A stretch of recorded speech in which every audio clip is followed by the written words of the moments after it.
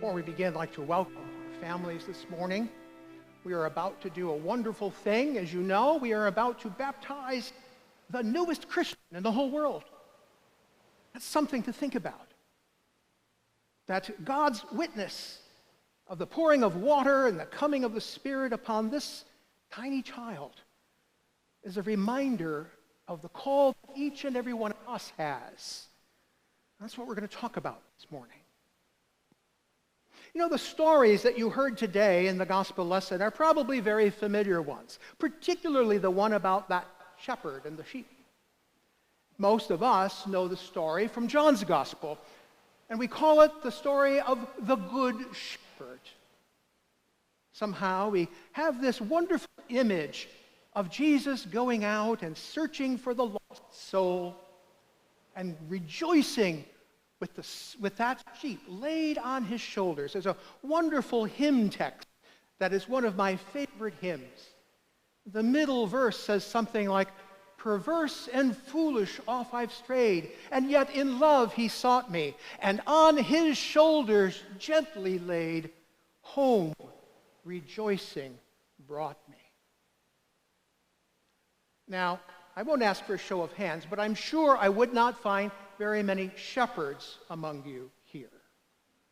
You may have a sheep or two in the backyard, but not the kind of shepherd that is described for us in the scriptures.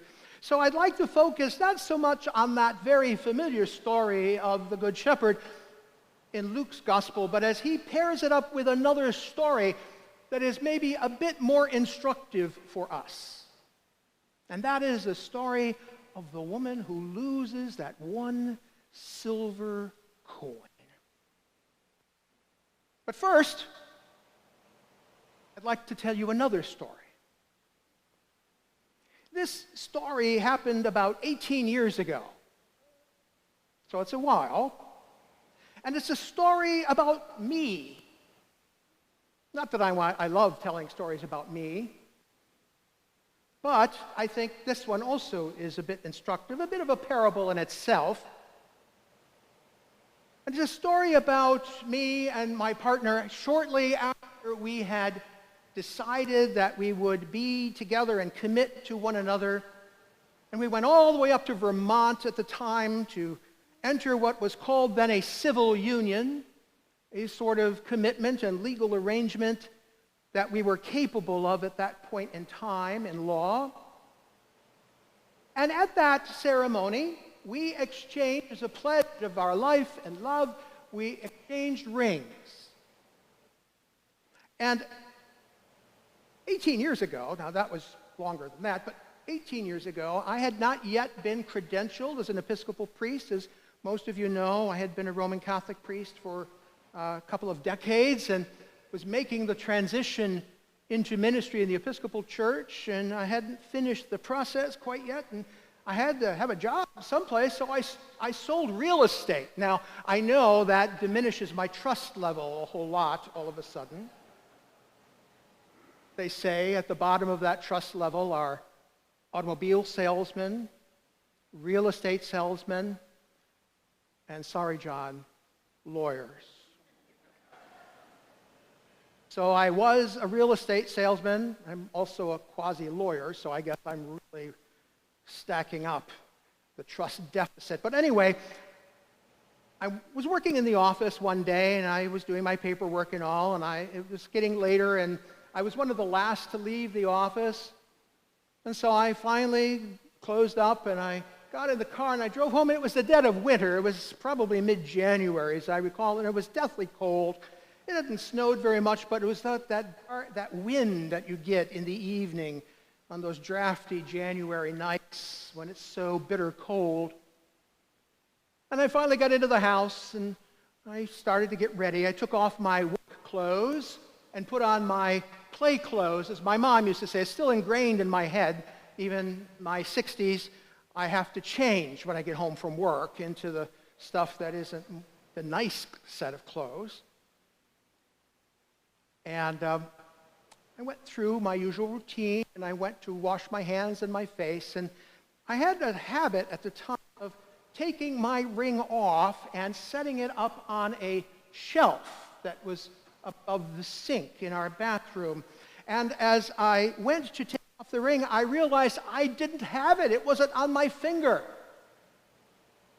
So I thought, well, did I put it on this morning? Because I took it off again in the morning, and certainly I looked around the bathroom. It wasn't there, so I must have put it on. And then I said, I must have left it somewhere in the office. So I made my excuses, got in the car. I made an excuse. I left some papers or something that I needed the next day, so I had to go back to the office, and I opened the office and unlocked everything and turned on some lights, and I went directly to my workstation, and there I looked all over my desk, nothing. A lot of everything, but not the ring, at least. Opened the drawers to see if it was in there. No, nothing there either. And so I went and I traced back my steps in the course of the day to see if I could remember what happened. And I remembered that I had used the restroom that day. So I went into the restroom, again, with my habit of taking it off and putting it on the shelf there. I looked on the shelf there, nothing. And then the thought came to me that, it was very cold during that period of time, and I had lost a little weight since we had actually done this ceremony. And of course, I soap up my hands really well after using the restroom, and then use the paper towels to dry them off and throw them into the waste bin right there. And I said, oh my gosh, I wonder if it slipped off while I was washing my hands and drying my hands. And so I went along, and I immediately took the cover off the waste bin to see if I could find it there, and guess what? It was empty. The cleaning crew had been there. And so now the knot is growing tighter and tighter in my stomach, and I decide at that point, well, time to go dumpster diving. So I went to the dumpster that's in the rear of the office building, saw the big black plastic bags that were there. At least the dumpster guys hadn't come and taken that away yet. So I took the one off the top, figuring, well, maybe it's in there, and I started to open it up. Well, if you know real estate agents and their offices, we have little kitchenettes and all that sort of thing. So there were lots of things in there that weren't just papers. Things like banana peels and overripe fruit and, well, the things that come out of restrooms too. All restrooms. And I'm pawing through all of this, trying to open every bit of tissue paper to see if somehow my ring is in there. And I do this, and it's not in that first bag, so I put everything back, close that bag up, put it to the side, take out another one, and start the process over again, and then again, for 4 huge garbage bags. And finally, the cold got to me, and I said, that's enough. I can't do this anymore. So I resolved that I had lost that which was probably one of the most precious things I owned. It was just a piece of metal. It wasn't worth a whole lot all by itself, but it was the meaning that was invested into that. It meant everything to me. It was precious to me. And so I searched diligently for it. In the gospel lesson that we read today, it says that the woman searched carefully. We can go back to the original language in the Bible, Greek, and we can look at it, and there's another word you can use for that, and that word is diligently. And it's a much stronger word, and I prefer to use that word because we see from the story that the woman was determined to find this coin. So she didn't just search carefully, she searched diligently. That's the way I was searching. And then I got home, and of course, you have to reveal these things. I got home, I went to sleep. The next day came, and well, I just couldn't bring myself to talk about it. So I waited yet another day, and finally I said, Ken, I have something really, really important to tell you. It's not good news. Of course, when you say things like that, you don't know what's going through people's heads.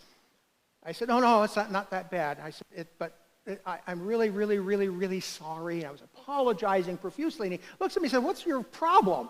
And I finally said, I think I lost my ring. And he turns and he opens the top drawer of his nightstand and he says, you mean this?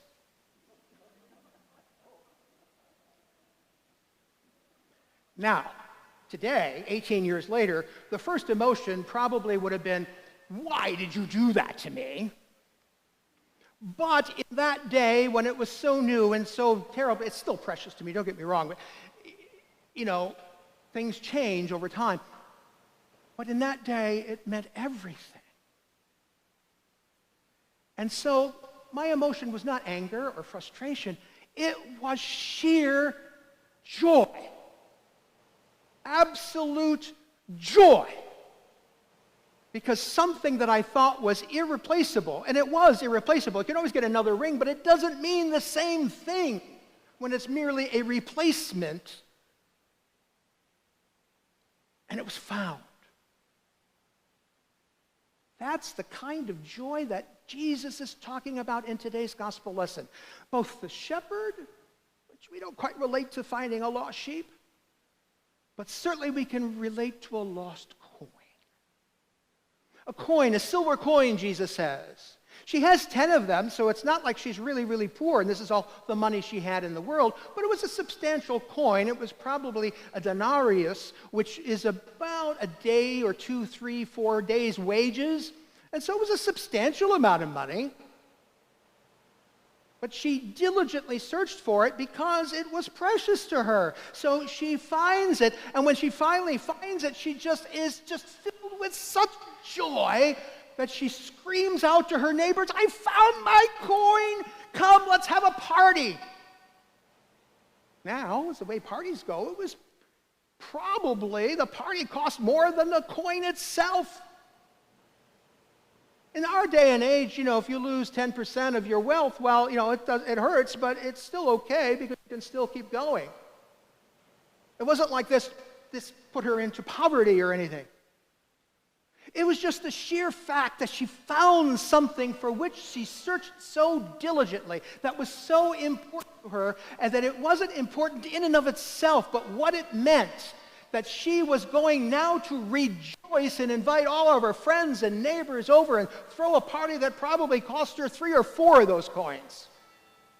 So it wasn't about the money. You know what? Jesus tells us that story because he wants to tell us that that's how God rejoices. He says the angels, but the angels are merely messengers of God. So it's really God who is rejoicing when what was lost is found, and that it is actually God who is doing the diligent search. Searching for you and for me and for every person in this world.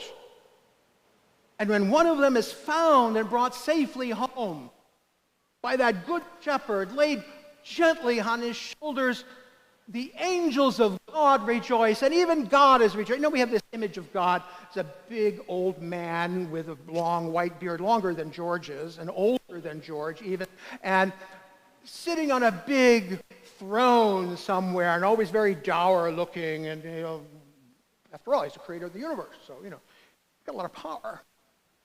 We seldom think of God as smiling, as having a heart so full of joy that he would jump up from that big chair and say, let's have a party. But that's what God is. That's what Jesus is telling us. That's what God is. God is not up there just waiting for us to misstep, to sin, to make a mistake, to do something wrong, to stray from the path, and then come down and zap us. No, God then starts looking for us. When he finds us, he scoops us up with joy. Oh, yeah, I like that. We just sang Amazing Grace. What a wonderful hymn. Thank you, Terry, for choosing that hymn. But you know what? That's not the end of the story. What's the end of my story? It's not the end of God's story. Because you know what Jesus did? Jesus made us, through his love, the children of God. And in fact, he calls us to be his disciples.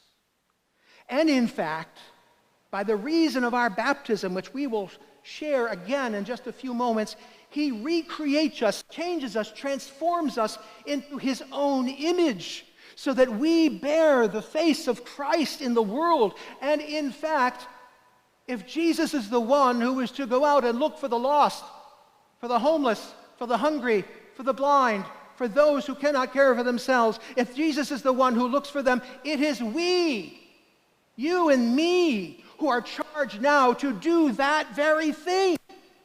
Because we, as we will celebrate in a moment, are the body of Christ in the world. We are Jesus' presence in our time, in our day, in this place. And so it isn't enough just to get saved. It's not enough just to have Jesus find us and bring us home rejoicing. No, then he says, now you're back in the safe place. Now, go out there and do what I told you to do.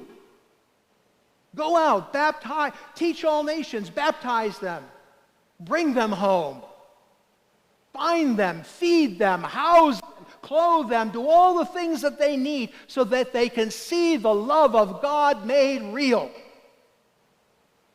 That's the end of the story. But it's not over, because we're still here. And the world is still there.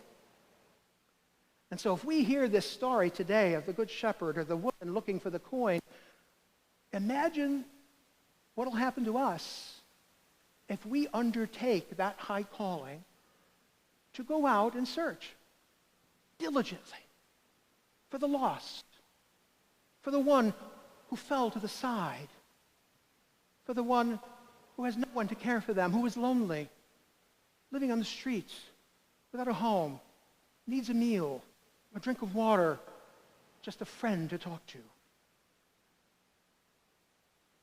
If we do those things, trust me, you will find more joy than you could ever find just simply being here. Oh, this is joyful. It is. But it's even more if you go out and look and diligently search for that which is lost. Because then the joy of the angels in heaven, the joy of God in God's own self will be yours. You look for happiness, this world can offer you nothing. Nothing like what God can offer you. Nothing. Nothing which God does not understand and know. And like when I saw that ring, there will be no anger or bitterness. Nothing but sheer joy. I pray that that joy will be yours each and every day. But I challenge you, the path to that joy is to search. Not for the joy itself, but for the one who is lost.